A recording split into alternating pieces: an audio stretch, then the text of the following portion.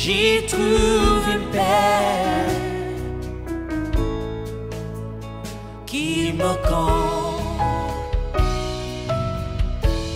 Oui, j'aime, oui, j'aime, oui, j'aime, oui, j'aime. Oui, j'aime ta présence. Oui, j'aime, oui, j'aime. Oui, j'aime ta présence. Oui, j'aime, oui, j'aime. Oui, je t'aime, Jésus. Oui, j'aime, oui, j'aime. Oh, oui, j'aime ta présence.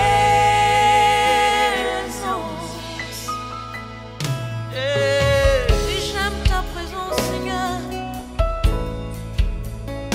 Rester avec toi, Jésus. Être là où tu es.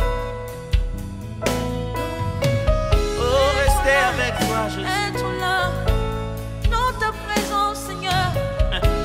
Oh, oh. Dans la gloire de ta présence, j'y trouve un calme pour mon âme. Quand je plonge dans ton amour, Seigneur, dans ton amour,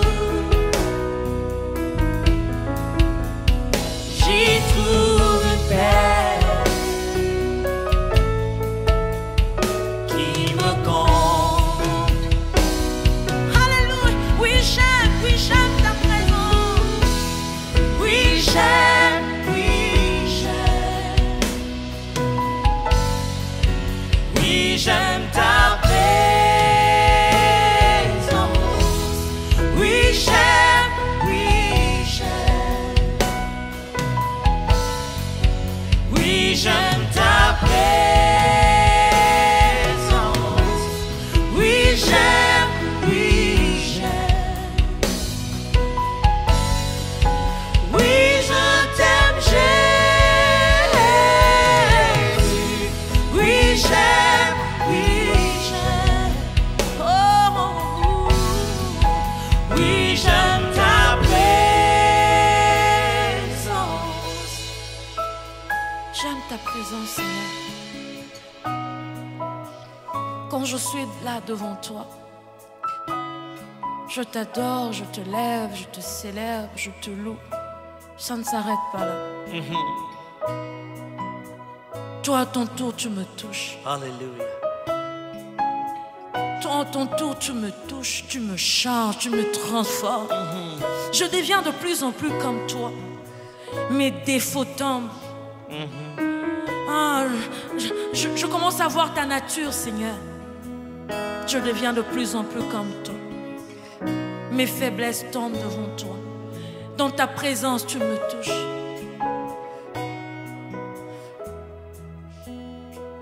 Toucher. Toucher. Alléluia.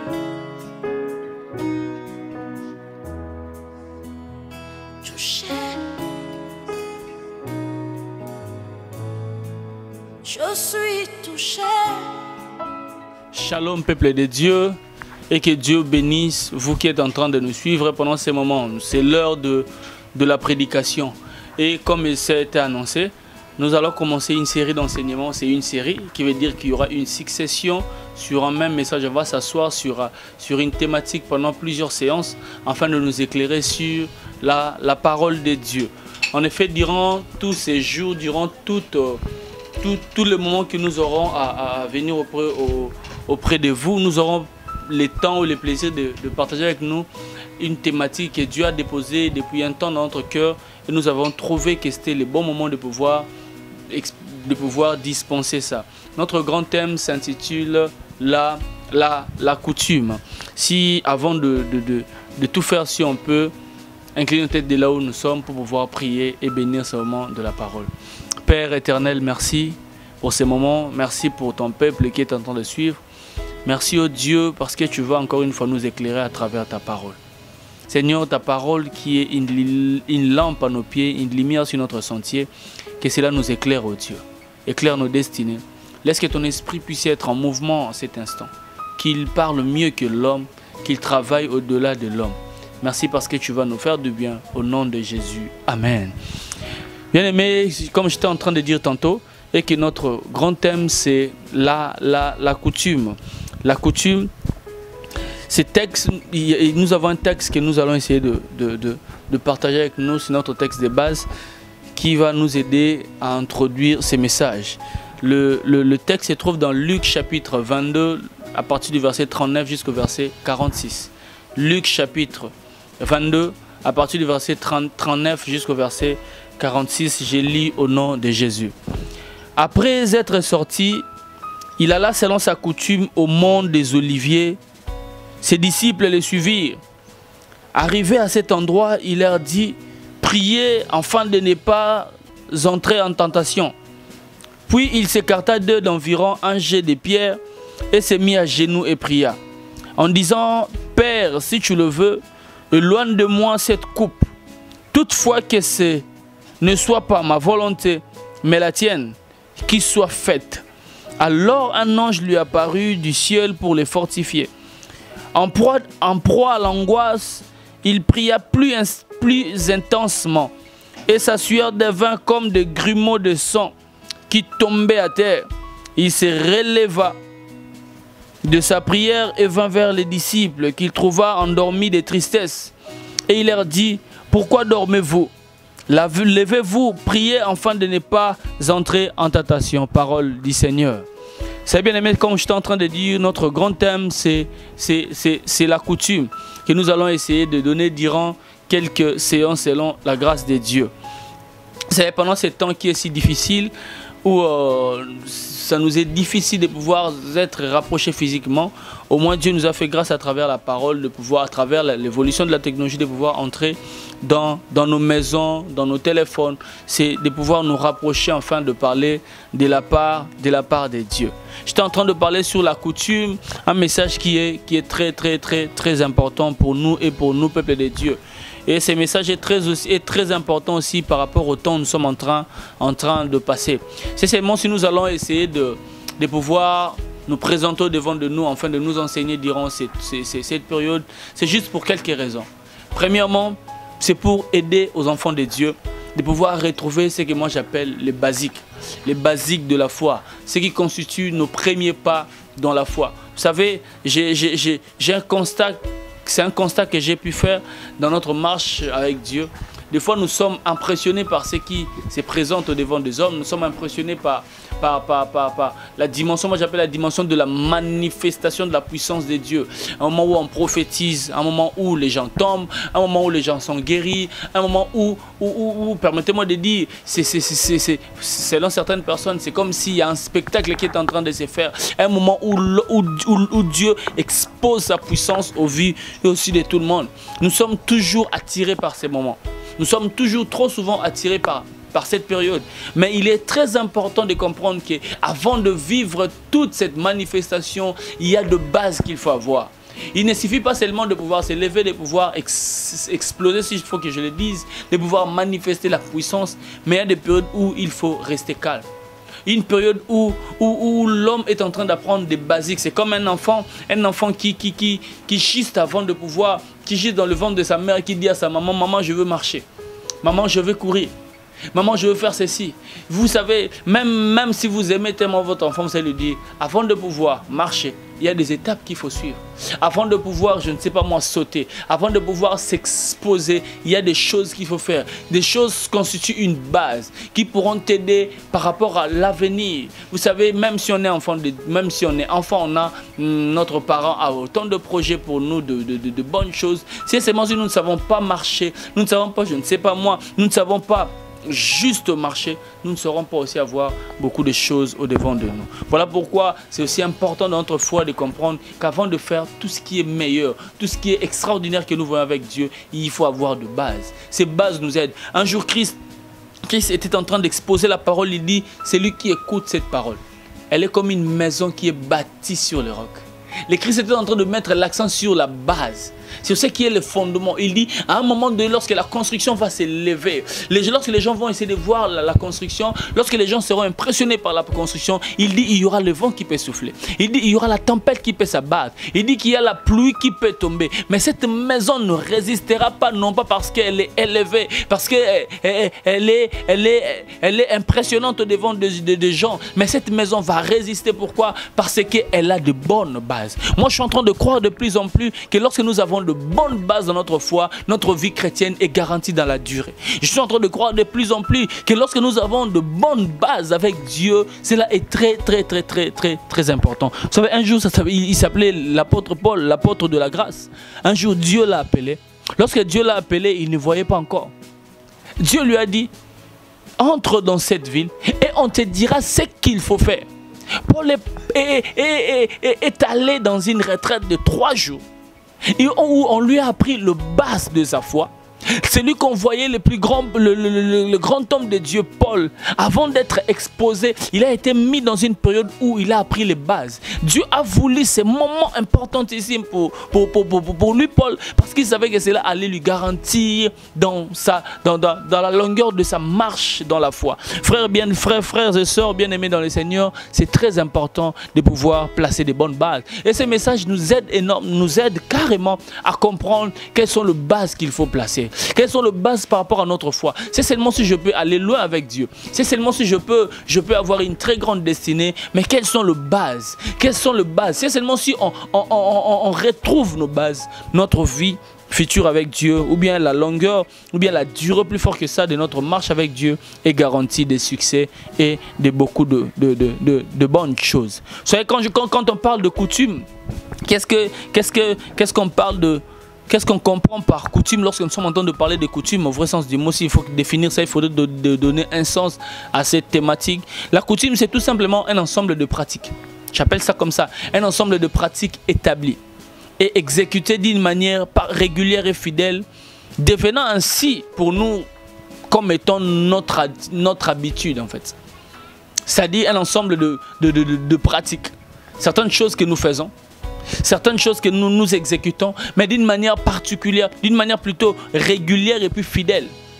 Et à force de le faire, cela devient des habitudes en nous. Vous savez, quand je parle de la coutume, c'est très important de noter ça, et que la coutume n'exige pas d'abord la quantité.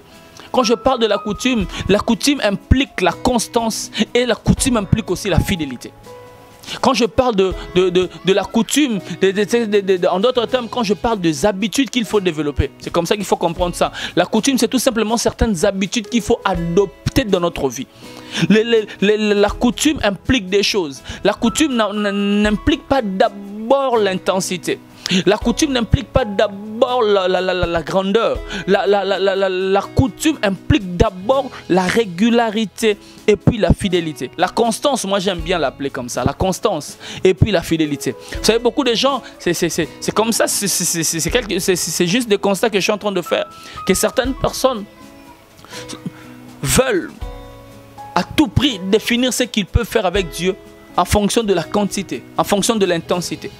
Beaucoup de personnes, lorsqu'ils veulent comprendre même leurs promesses, ils se disent promesse moi je serai une très grande personne parce que Dieu m'a promis des grandes choses. Vous savez, beaucoup de gens lorsqu'ils regardent, lorsqu'ils parlent des choses de Dieu, lorsqu'ils placent leur foi par rapport à Dieu, ils sont toujours attirés vers l'intensité. Ils demandent ça sera combien. Ils veulent quantifier la chose. Alors que ce qui est plus important, ce n'est pas d'abord la quantité. C'est d'abord la constance et puis la régularité. Ce n'est pas d'abord combien je fais la chose, mais c'est comment je le fais. Il faut d'abord définir le comment avant de pouvoir penser à combien. Ce qui est très important. Quand on veut parler de la coutume, de certaines habitudes, de certaines attitudes, de certaines choses qu'il faut mettre en pratique dans notre marche avec Dieu, il faut pas d'abord voir l'intensité. Vous savez, même quand beaucoup de gens veulent prier, beaucoup de gens, lorsqu'ils parlent, je parlerai de ça prochainement dans cette série de prédications. Beaucoup de gens, lorsqu'ils veulent parler même de la prière, lorsqu'ils rencontrent certaines personnes, je venais d'un fort moment de prière. Quand on lui parle, mais comment est-ce que ça a été le moment fort? Il dit, j'ai prié pendant 4 heures du temps. J'ai prié pendant 7 heures du temps. J'ai prié pendant 10 heures du temps. J'ai prié pendant 20 heures du temps. Beaucoup de gens veulent impressionner. Moi, je suis une femme de prière. Lorsque j'ai mes genoux par terre, je prie pendant 20 heures du temps. Frère, ce qui est plus important, ce qui est meilleur, ce n'est pas la quantité. C'est d'abord la qualité. Et la qualité même de la prière ne dépend pas d'abord de combien de temps tu fais, mais dépend de comment tu le fais. Vous savez, l'attitude, permettez-moi de le dire comme ça, l'attitude précède toujours, l'attitude précède toujours les actes. Vous savez, la prière, avant d'être une habitude ou bien un acte qu'on pose, mais elle est d'abord ce que moi j'appelle une attitude. La meilleure manière de prier, ce n'est pas de savoir, je ne sais pas moi, de savoir je prierai combien de temps, qu'est-ce que je vais dire. Mais la meilleure manière par rapport à la prière, ce n'est pas d'abord ça, mais c'est quelle est l'attitude que j'ai par rapport à la prière. Parce que c'est la bonne attitude qui donne le bon moment de la prière. Alléluia. C'est comme ça que Dieu fait des choses. Donc lorsque nous parlons de la coutume, frère, lorsque nous parlons de certaines des habitudes de la foi, nous ne parlons pas d'abord de l'intensité. Nous ne parlons pas d'abord de la quantité, mais nous parlons d'abord de la constance. Nous parlons d'abord de la fidélité. Frères et sœurs, c'est très important en tant qu'enfant de Dieu de pouvoir se définir, de pouvoir dire, de pouvoir définir quelles sont les coutumes. Quelles sont les habitudes à avoir en tant qu'enfant de Dieu? Quelles sont les habitudes que je dois avoir en tant qu'enfant de Dieu? Frère, peut-être prochainement, je commencerai à toucher certaines habitudes que nous devons avoir, certaines coutumes que nous devons développer. Et nous devons travailler ça dans la fidélité et puis dans la constance. Quand je parle de la constance, je suis en train de dire ceci, que tu persévères dans la chose en fait. Quand je parle de la constance, je parle de la persévérance. Quand je parle de la fidélité, je parle de la régularité. C'est-à-dire, tu persévères dans quelque chose et tu maintiens le rythme. C'est comme ça que je suis en train de dire. C'est-à-dire certaines habitudes que nous devrions avoir en tant qu'enfants de Dieu. Nous ne devons pas l'avoir seulement aujourd'hui. Mais cela doit être demain. Même après-demain. Nous devons en fait, c'est ce que je suis en train de faire. Je suis en train de nous encourager à garder certaines attitudes que nous avons. Certaines habitudes que nous devons développer avec Dieu. C'est-à-dire, ce ne sont pas des choses à faire aujourd'hui seulement. Mais ce sont des choses à faire aujourd'hui, demain, après-demain et jusqu'à ce que Christ revienne. Vous savez, lorsque Jésus-Christ était en train de montrer à ses disciples comment il faut prier, c'était dans l'esprit, ce n'était pas dans l'esprit de les faire ces jours-là.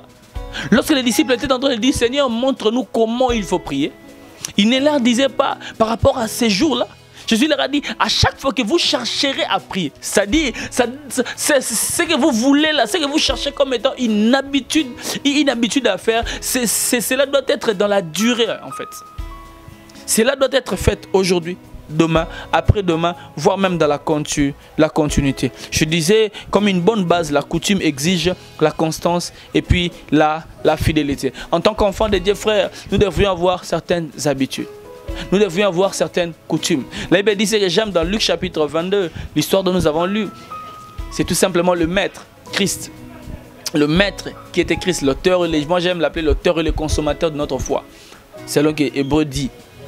Et la Bible nous montre que Christ était au soir même de son parcours sur terre. C'était vers la fin de sa mission terrestre. Christ était là, il était venu pour accomplir une mission. Lui-même, il disait, le Fils de l'homme est venu afin d'accorder le salut. Le Fils de l'homme, il disait, il n'était pas venu pour venir, il avait un but qu'il poursuivait. Vous savez, ce qui était important avec Christ, ce n'était pas qu'il soit l'enfant de Dieu, en fait. Ce qui était important pour Christ, c'était d'accomplir ce qu'il a été appelé. Ce qui était important pour Christ, frère, ce n'était pas seulement ce qu'il faisait. Ce qui était pour Christ important, c'était le but qu'il devait atteindre. Vous savez, Christ, même pendant qu'il faisait tout ce qu'il était en train de faire, il a été toujours focus sur ce qu'il devait accomplir. Ce n'était pas quelqu'un du genre à battre, comme l'apôtre Paul a dit, quelqu'un qui donne des coups comme battant l'air. Christ, c'était quelqu'un qui était objectif. Il savait ce qu'il faisait. Voilà pourquoi même devant certaines choses, même lorsqu'on lui parlait de la mort, il disait « mon heure n'est pas encore arrivée ». Il n'était pas impressionné par les œuvres, mais il a été attiré par l'objectif. Christ voulait d'abord atteindre son objectif. Son objectif était ce qui était suprême pour lui. Et il était c'était tellement important pour lui que cela lui a mené jusqu'à la perte de sa vie. Parce que nous ne devons pas seulement vivre pour ce que Dieu nous appelle, mais nous devons aussi mourir pour ce qui est de notre destinée. Ce qui est très important. Christ, il était au soir de sa vie. Il était à la fin de sa mission pour atteindre son but. Et Christ connaissait son temps. Il avait dit, il est allé au jardin. C'est que Jean avait dit, ses disciples les suivirent. Il avait dit, c'est que j'aime une petite précision dans ce texte. Il avait dit, il est allé là-bas selon sa coutume. My God, j'aime ça. Il avait dit, il est allé selon sa coutume. Il n'est pas allé pour aller. Mais Jésus, on nous montre que Jésus avait des habitudes. Jésus avait une coutume qu'il était en train de bâtir. Lorsqu'il vit sur terre, il a développé certaines coutumes. Il a développé certaines habitudes. Il avait dit, il est allé dans le jardin de Gethsemane selon sa coutume. Et il avait dit lorsqu'il était là, pourquoi? Parce qu'il savait qu'il était dans une épreuve importantissime. Et il nous montre comment est-ce que là, il y a eu même la différence entre lui et ses disciples. Jésus-Christ est allé, il a vu la coupe de la mort devant de lui. Il s'est mis à prier. Et bien, il a prié intensement jusqu'à ce que son sueur était devenu comme un grumeau de sang. Et bien, non, j'ai même venu lui fortifier, lui tenir main forte, afin de dire courage, ça va aller, tu vas y arriver. Gethsemane, c'était un moment très très important pour Christ. Parce que j'aime le dire, si Christ avait échoué à Gethsemane, il n'allait pas arriver à Golgotha. Pour dans d'autres termes, il n'y a pas de Golgotha sans Gethsemane. Beaucoup de gens voient Golgotha, mais l'un des catalyseurs, s'il faut le dire, de Golgotha, c'était Gethsemane. Parce que dans Gethsemane, c'est là où Christ a dit oui à la mort. Christ parlait de la mort. Vous savez, il y a toujours quelque chose, ce qui me fait rire. Il y a toujours des fois où nous parlons de choses, mais il y a des fois où nous devons affronter ce que nous sommes en train de dire. Je me rappelle de quelqu'un qui disait, il y a une histoire qu'on me raconte. Il y a un jeune garçon. Quelqu'un lui a tabassé en cours de route. Il est rentré, il a dit attends, je vais t'appeler mon grand frère. Lorsqu'il est allé voir son grand frère, il a appelé son grand frère. Directement son grand frère venait. Il dit son grand frère sans pour autant voir la personne. Son frère commença à parler. Et lorsqu'il est venu devant ce monsieur, il a vu un gros monsieur robuste, un homme costaud. Et lorsqu'il a vu le monsieur, directement il a commencé à dire mais grand frère, fallait pas faire ça. Avant de venir, il criait tellement que je te tapais. Mais lorsqu'il est venu, il a commencé à dire oh non grand frère, calmos, on va le faire bien. Il ne fallait pas quand même taper l'enfant. Il a commencé à se calmer alors qu'il criait. Pourquoi? Parce qu'il y a des fois où on parle tellement, mais il y a des moments où nous devrions affronter certaines réalités. Et Christ était arrivé dans une dimension où, lorsqu'il parlait de la mort, mais il devait affronter la mort. C'était tellement important pour lui, cette étape de Gethsemane. Et la Bible dit que Christ a fait de l'étape qui devait l'introduire dans la gloire. Non pas quelque chose de circonstanciel, mais Christ a fait de ça comme une coutume, j'aime ça. Christ savait qu'il devait passer par Gethsemane pour atteindre Golgotha. Et il n'a pas fait de Gethsemane comme une circonstance. Il a fait de Gethsemane comme une habitude. Frère, j'aimerais bien nous dire dès l'entrée, certaines gloires qui nous attendent demain ne peuvent passer que par certaines choses que nous faisons comme étant des habitudes. Christ voulait aller à Golgotha. Mais il a fait de Gethsemane comme son terrain d'entraînement. Frère, j'aimerais bien vous dire, Gethsemane n'est qu'un terrain d'entraînement pour Golgotha. J'aimerais bien dire à un Messie de la foi, ton terrain d'entraînement s'appelle Gethsemane. Ton terrain d'exploit s'appelle Golgotha. Ces gens que vous voyez à Golgotha être des vainqueurs, ce sont des gens qui ont l'habitude de Gethsemane. Alléluia. Christ a développé ça. Et là, il nous montre combien c'était important. Christ avait une coutume. Il y a quelques vérités qu'on doit comprendre déjà dès l'entrée, dès l'introduction de ce message par rapport aux coutumes, par rapport à la coutume en fait. Quelques vérités qu'il faut comprendre par rapport à la coutume. Et peut-être prochainement on commencera à introduire quelles sont les coutumes, quelles sont les habitudes. Permettez-moi de pouvoir toujours parler de coutumes. Coutume, comprenez habitude, comprenez comprenez aussi pratique. Comprenez ça de plusieurs façons. Donc lorsque je parlerai de coutumes, ayez toujours une idée par rapport à l'habitude, certaines pratiques que nous mettons en place d'une manière régulière par rapport à notre vie. Quelles sont certaines leçons que nous devons comprendre par rapport à cette grande thématique qui est la coutume? Premièrement, nous devons comprendre que la particularité de la vie chrétienne implique des habitudes personnelles. Permettez-moi de dire ça. La particularité de la vie chrétienne implique, ou bien soit nous appelle, nous impose des habitudes ou bien des coutumes personnelles. La Bible nous montre ici que la Bible dit Jésus est allé à Gethsemane selon sa coutume. C'est que j'aime. Jésus n'était pas allé là-bas sur la coutume d'Abraham. Jésus n'était pas allé là-bas sur la coutume, je ne sais pas moi, des apôtres, ni des prophètes qui étaient venus avant lui. Jésus est allé dans Gethsemane, la Bible dit selon sa coutume à lui. Ça dit c'était quelque chose de particulier. Ce n'était pas quelque chose qu'il faisait, que tout le monde faisait. Gethsemane existait, mais n'existait pas de la même manière pour tout le monde. Gethsemane, ce n'était pas un endroit uniquement où seulement Christ venait. Tout le monde pouvait venir à Gethsemane. Mais Jésus-Christ a fait de Gethsemane son jardin à lui. Alléluia. Frère, j'aimerais bien nous dire, chacun de nous possède sous un Gethsemane. Quand je parle de Gethsemane ici, je parle de certaines habitudes que nous développons personnellement. Frère, j'aimerais bien nous dire, la vie chrétienne, elle n'est pas une vie générale.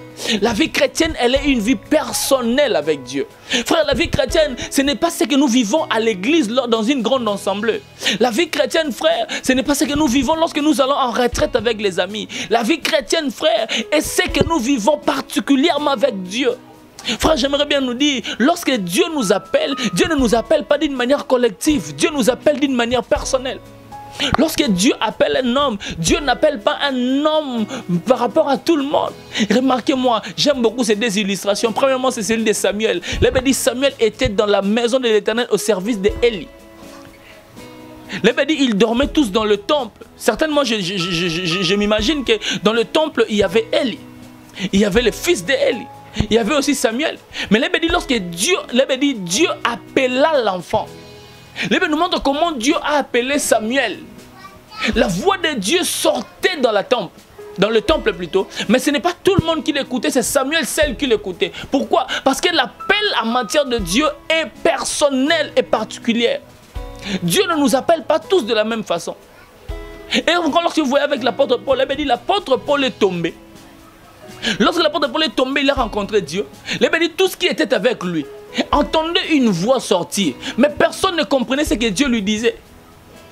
Ils étaient tous là en train de le voir. La Bible dit ils ont vu une lumière l'envelopper seul. Écoute-moi, tous partaient pour un même but. Mais tous n'ont pas rencontré le même Dieu. Tous étaient là. Il y avait plusieurs personnes. Mais lorsque Dieu a voulu visiter, il n'a pas visité un groupe. Dieu a visité un individu. Frère, la vie chrétienne, elle n'est pas d'abord quelque chose de collectif. La vie chrétienne, frère, elle n'est pas ce qui s'est fait dans la masse. La vie chrétienne, elle est personnelle. Écoute-moi, Dieu bâtit une alliance personnelle avec un individu. La preuve en est lorsque Dieu voulait travailler avec Abraham. Il a dit à Abraham, l'une des premières conditions, sors de la maison de ton père. Pourquoi? Parce que ce que moi je veux faire avec toi, ce n'est pas quelque chose qui dépend de ta famille, qui dépend de toi. Je travaille avec toi, mais pour le bien de plusieurs personnes. C'est comme ça que Dieu fait. Lorsque Dieu nous appelle, lorsque Dieu nous veut dans sa foi, Dieu ne nous veut pas dans l'ensemble. Dieu nous veut d'une manière particulière et personnelle. Voilà pourquoi, du fait que la vie chrétienne, elle est personnelle, cela nous demande aussi des habitudes, des comportements, des pratiques qui sont personnelles. Pourquoi? Parce que notre destinée, elle n'est pas générale. Notre destinée, elle est particulière. Si j'ai une destinée particulière, je dois avoir des attitudes particulières. Particulières plutôt. Du fait que Dieu nous appelle seuls, nous ne devons pas nous comporter comme tout le monde. Du fait que j'ai une destinée personnelle. Frère, Christ ne pouvait pas avoir... Écoute-moi, il y avait la coutume des Juifs. Parce que Christ était Juif. Il y avait la coutume des Juifs. Il y avait la coutume de Christ avec ses apôtres. Mais il y avait la coutume de Jésus-Christ lui-même. Pourquoi? Parce qu'à la croix, il était destiné seul. Voilà pourquoi il n'a pas fait de Gethsemane un chant collectif, il a fait des Gethsemane un chant personnel. Parce que pourquoi? Parce que dans la croix, il ne devait pas mourir avec ses apôtres, il devait mourir seul. Frère, nous devons avoir des habitudes personnelles. Moi, ce qui m'étonne avec beaucoup d'enfants de Dieu, plusieurs personnes commettent des erreurs. Ils s'arrêtent à l'église, dans la masse. Ils viennent à l'église, ils sont là assis. Ils suivent des prédications. Ils prient en masse. Frère, moi j'aimerais bien vous dire, en dehors de ce que nous faisons au culte, il y a ce que Dieu veut que nous puissions faire seuls. Nous sommes pendant une période où Dieu nous veut seuls, moi je crois. Nous sommes dans une période où suivre une prédication n'est plus quelque chose de masse. Venir à l'église n'est plus quelque chose de masse. Maintenant c'est un problème personnel. Maintenant chacun de nous prend ses dispositions afin de suivre la voie de Dieu. Frère, j'aimerais bien vous dire, même en matière de la foi, ce n'est pas quelque chose de collectif. Et bien dit même par rapport à la foi, c'est ce qui me fait rire toujours. Même deux sur un même lit, l'un partira, l'autre restera. Même le mariage ne définit pas ne garantit pas notre salut. Parce que le salut est personnel. Si c'est personnel, nous devons avoir des habitudes personnelles. Si c'est personnel, nous devons nous comporter d'une manière personnelle, frère. En tant qu'enfant de Dieu, frère, tu dois avoir des habitudes personnelles. Qui ne doit pas se référer, même si ça a une référence de quelqu'un. Mais toi, tu dois le faire d'une manière personnelle. C'est comme ça que ça marche avec Dieu. Moi, ce qui m'étonne, il y a des gens qui, avant de prier, ils attendent leur maman pour prier. Ils attendent leur famille pour prier. Ils attendent qu'on leur dise, est-ce que tu ne peux pas aller prier? Ah, il y a d'autres personnes qui... Moi, ça m'étonne même. Tu vas en retraite parce que... Même si tu suis l'homme, tu vas recevoir ce qui vient de l'homme. Mais si tu suis Dieu, tu vas recevoir ce qui vient de la part de Dieu. Ta dimension de la particularité avec Dieu va définir ce que tu vas recevoir même de la part de Dieu. Si dans ta tête, la foi chrétienne, elle est quelque chose de collectif, écoute-moi même comment Dieu l'avait dit, la bénédiction, elle est comme l'huile. C'est ce que j'aime. Même en matière de bénédiction, Dieu le répand, mais son impact n'est pas général.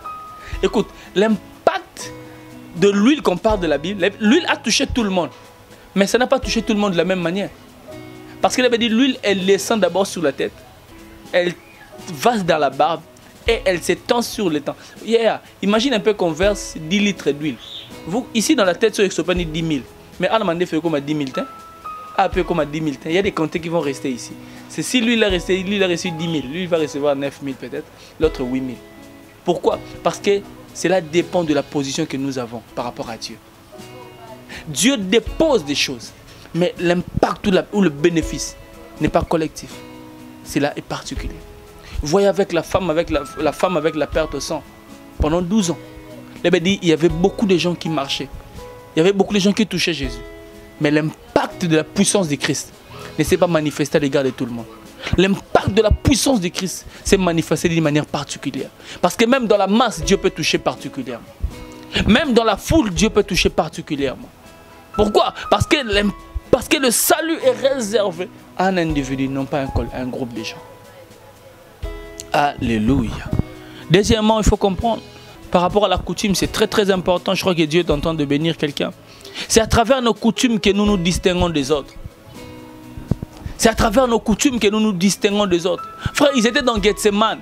Il y avait Christ dans Gethsemane. Il y avait l'ange à Gethsemane. Il y avait permettez-moi de dire, le diable dans le Gethsemane qui montrait à Christ la coupe. Il y avait aussi les apôtres, les disciples là-bas à Gethsemane. Mais la Bible nous montre que tout le monde n'a pas réagi de la même façon. Ils étaient tous dans un même lieu. Mais la manière de réagir n'était pas de la même manière. La Bible nous montre qu'il y avait d'autres qui étaient dans la tristesse. La Bible nous montre que les apôtres ont dormi pendant que Christ a prié.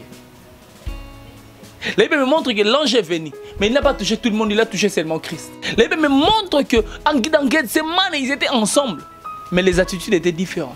Pourquoi? Parce que la coutume nous distingue.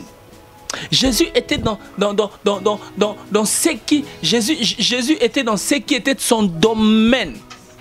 Jésus était dans ce qui était dans son appel. Jésus était dans sa coutume. Et il s'est distingué des autres. Les apôtres ne pouvaient rien parce qu'ils étaient dans la coutume de Jésus. C'est dans la coutume que nous nous mettons à part. Oh my goodness. Écoute, la coutume nous définit tellement que cela nous particularise. Écoute, quand tu as l'habitude, permettez-moi de dire comme ça, celui qui a l'habitude de parler, de prier rien qu'en langue, a développé peut-être l'habitude de prier en langue. Lorsqu'il va prier, il va prier avec les gens qui sont habitués à prier en intelligence. Tous ne prieront pas de la même façon. Parce que l'attitude diffère. Parce que cela nous différencie. Les attitudes nous différencient. Nous met à part. On n'est pas différent parce qu'on est dans une même maison. On n'est pas différent par rapport à la taille. On est différent par rapport au comportement, par rapport aux habitudes, frère. Écoute ce qui se passe avec David. C'est que j'aime. La Bible nous montre. Et qu'ils étaient dans le champ. Goliath était en train de les combattre. C'était là en train de les combattre tous. Goliath les combattait. La Bible nous montre que lorsque David est venu, c'est que j'aime. La Bible dit, David lorsqu'il a dit je veux battre cet homme, Saül lui a présenté les armures de Saül. Mais David a voulu combattre avec le main. Il a dit non, non, non, je ne peux pas porter ça. David est allé chercher quelque chose qui correspond à la main. Pourquoi? Parce que lorsqu'il parlait même il parlait de ses anciens combats, lorsqu'il parlait de ses habitudes face à la circonstance devant laquelle il s'est présenté, il dit au roi, roi, ton serviteur a l'habitude que lorsque les lions suivaient ces anneaux, je courais avec mes pieds. Et qu'est-ce que je faisais? Je les arrachais avec le main. Regarde ce qui s'est passé. Dans ce combat-là, les gens venaient avec des armures. Mais David a voulu combattre, non pas avec les armures, mais il a voulu combattre avec le main. Pourquoi? Parce que c'est à travers ce main qu'il a des repères. Parce que ce man définissait sa coutume. Lorsque les autres combattaient avec des javelots et autres, lui il ne combattait. Pourquoi? Parce qu'il ne s'est pas habitué à ça. David, lorsqu'il voulait affronter Goliath, c'est ce qu'il a fait. Premièrement, il a couru. Il courait parce qu'il avait l'habitude de courir lorsque les lions arrivaient. Il a utilisé une pierre avec sa main. Pourquoi? Parce que c'est à travers sa main qu'il a arraché aussi. David a eu comme étant un repère dans le combat. Ce n'est pas quelque chose d'improviste, mais par rapport à quelque chose qui était de son habitude. Il s'est distingué des autres dans le combat. Non pas parce qu'il était aussi guerrier, non, c'est juste par rapport à ses habitudes. Frère, montre-moi tes habitudes, je te dirai combien tu es différent des autres. Si tu veux te distinguer dans cette génération, développe ce que les autres ne développent. Si tu veux être particulier en ces temps, développe ce que les autres ne peuvent développer, frère. Nous sommes dans un monde où tout le monde veut faire ce que tout le monde peut faire. Nous sommes dans un monde où tout le monde fait ce que tout le monde a déjà fait. Pourquoi? C'est juste parce qu'on n'a pas les mêmes coutumes. Ce sont à travers tes coutumes que tu vas être différent des autres. Ma prière est que Dieu, durant cette période, qu'il fasse de toi quelqu'un qui est différent. Nous sommes dans une période où nous voulons avoir une génération de gens qui sont différentes. Nous voulons avoir dans cette génération des gens qui prient différemment, des gens qui servent différemment, des gens qui dans plusieurs domaines, des gens différents. Et ces gens ne sortent pas au hasard. Ce sont des gens qui ont des coutumes différentes. Comment voulons-nous avoir de nouvelles choses avec des anciens? L'Abbé même ceci, l'Abbé dit un vin nouveau, on ne le met jamais dans des outres vieilles. L'Abbé dit, on ne peut pas y mettre le vin nouveau. Quand vous voulez avoir un vin nouveau, il faut chercher aussi de nouveaux vases. C'est-à-dire de nouvelles mentalités, de nouvelles habitudes amènent toujours de nouveaux esprits. Amène toujours de nouveaux esprits, de nouveaux pensées, de nouvelles manières de faire les choses, ce qui amène aussi le monde d'une manière différente. Vous ne pas être particulier dans cette génération. Certaines personnes le laissent. C'est juste parce qu'ils ont des habitudes différentes. Le suivisme est tu. Vous savez, quand tu travailles dans les habitudes de l'autre et tu deviens un suiveur, celui qui travaille dans ses habitudes, il devient un leader. L'Abbé dit, Christ est entré dans sa coutume. Les apôtres les ont suivis. Pourquoi? Parce qu'ils n'étaient pas dans ça, dans leur coutume. Mais dans ton coutume, tu es un leader. Dans la coutume de l'autre, tu es un suiveur. Si tu veux être un leader en cette période, commence à avoir des habitudes qui te sont propres. Commence à avoir des habitudes particulières. Commence à trouver tes coutumes, tes propres repères. Tu pourras voir que Dieu va faire de toi différemment. Prochainement, on va essayer d'avancer avec ça et de continuer. Et rester branché, je pense que Dieu ne manquera pas de nous faire autant de bien. En priant le Seigneur. Tendre Père, dans cette période où nous voulons être différents, nous voulons vivre la différence. Nous avons besoin de choses différentes. Permets à ce que Père, lorsque nous allons être à côté, lorsque nous allons nous démarquer de la foule, que tu nous distingues. Enfin, que nous puissions vaincre ce qui a été toujours un géant pour nous. Merci pour ta grâce, merci pour ta paix, merci pour ton peuple. Laisse que ta bénédiction coule au nom de Jésus. Amen.